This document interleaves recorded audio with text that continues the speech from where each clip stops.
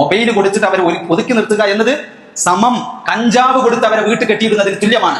MDMA കൊടുത്ത് വീട്ടിൽ കെട്ടിടുന്നതിന് തുല്യമാണ്. ഒരു വ്യത്യാസമില്ല. നമ്മുടെ കുട്ടികളുടെ ആരോഗ്യത്തിന് നമുക്ക് പ്ലാനുമാണ്. തിന്നങ്ങനെ കൊടുത്താൽ പോരാ. ആ തിന്ന് ശരീരത്തിൽ കയറുന്ന കലോറിയും എനർജിയും എവിടെയെങ്കിലും ഒരു ചെലവഴിച്ചേ പറ്റുള്ളൂ. ആ ചെലവഴിക്കാൻ ഹലാലായ അവസരം നമ്മൾ ഉണ്ടായി കൊടുക്കണം. കുട്ടികൾ പന്ത് തട്ടി ജനൽമ തട്ടുമ്പോത്തിന് പന്തെടുത്ത് കൊണ്ടുപോകല്ല വേണ്ടത്. കുട്ടികൾ ഓടിക്കളിച്ച് വീഴുന്ന് പറഞ്ഞിട്ട് ഞാൻ കളിക്കണ്ട, എല്ലാവരും ഉള്ളിൽ പോയി TV തരാം, മൊബൈൽ കയ്യിൽ കൊടുക്കുക എന്ന് പറഞ്ഞാൽ ആ കുട്ടിയെ നശിപ്പിക്കാൻ ബോൾ മേലെ പോയാൽ നമ്മൾ എടുത്തു കൊടുക്കേണ്ടി വരും. രണ്ടാമത് പോയാൽ പോകാൻ വല കെട്ടി കൊടുക്കേണ്ടി വരും. ഒരു ഓടി ചാടി കളിച്ച് വേർക്കുന്നതാണ് അവർ ആ മൊബൈൽ കാണുന്നതിനേക്കാളും നല്ലത്. നമ്മൾ കൃത്യമായ പ്ലാനിങ്ങോട് കൂടി മുന്നോട്ട് പോയിട്ടില്ലെങ്കിൽ നമ്മുടെ കുട്ടികൾ നശിക്കും. ഓൾറെഡി ഈ മൊബൈൽ അഡിക്ഷനോട് കൂടി നശിക്കപ്പെട്ട രൂപമാണ്. അത് അള്ളാഹിന്റെ തൗഫീഖ് കൊണ്ട് ദുആ കൊണ്ട് പ്രാർത്ഥനകൾ കൊണ്ട് നമുക്ക് തിരിച്ചു കൊണ്ടുവരാൻ പറ്റും. അതിനനുസരിച്ചുള്ള ട്രീറ്റ്മെന്റ് നമ്മൾ കൊടുത്താൽ മതി.